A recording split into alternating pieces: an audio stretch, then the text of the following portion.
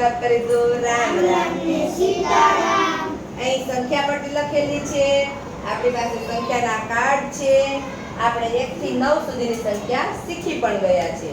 હવે એનું દ્રઢીકરણ પુનરાવર્તન આપણે થઈ જાય. એના આગળ શું આવે, પાછળ શું આવે તે આપણે શીખી લઈએ. તો ચાલો હવે આ 8 છે. તો 8 પહેલા શું આવશે નંદભાઈ, અને પછી શું આવશે શોધો અને મૂકો. ઝડપ કરો બેટા. 8 પહેલા શું આવશે? 7. મોટેથી બોલવાનું તમારે. 7 અને એના પછી શું આવશે? 9. ગોતો. કેટલા થયા? 9. 7 8 પહેલા 7 અને 8 પછી 9. Very good. ચાલો તુલભાઈ તૈયાર થઈ જાઓ. ચાલો તમને 6 આપ્યા છે. ચાલો આગળ પાછળનું ગોતો. 6 ની આગળ 5. 6 ની આગળ 6 ની પાછળ 7. હા 6 ની આગળ શું આવ્યું? 5 અને 6 ની પછી 7. Very good. ચાલો હવે હાલો વેચાતભાઈ. 3 પહેલા શું હશે બેટા? 2. મૂકો અને બોલો. ચતું કરો. 2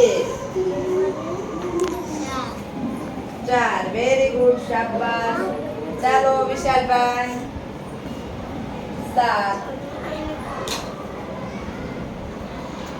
7 પહેલા 6. Very good. અને 7 પછી 7 પછી 8. 8 સપો કરો. આ મૂકો. Very good. જોરદાર ક્લેપ વિશાલભાઈ માટે. ચાલો અસ્મિતાબેન.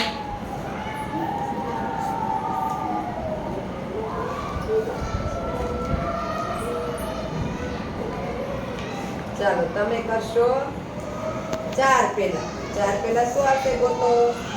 તમારી બાજુમાં જાય આપણે એ લેશો તો ચાલશે. 4 પહેલા શું આવશે?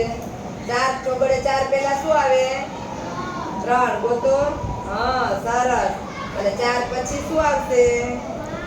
5. શોધો. Very good. અસ્મિતાબેન માટે જોરદાર ક્લેપ. ચાલો તમે નિયાબેન 3 પહેલા. 3 પહેલા બેટા. પહેલા 2 મોટા બોલો. અને 3 પછી 7. Very good. જોરદાર ક્લેપ. ચાલો સ્પીડ ભાઈ. 8 પહેલા 8 પહેલા 9 આવશે. 7 અને 8 પછી 9. જોરદાર ક્લેપ. તો સમજાય તમને કેવી રીતે કરવાનું? હા. સરસ.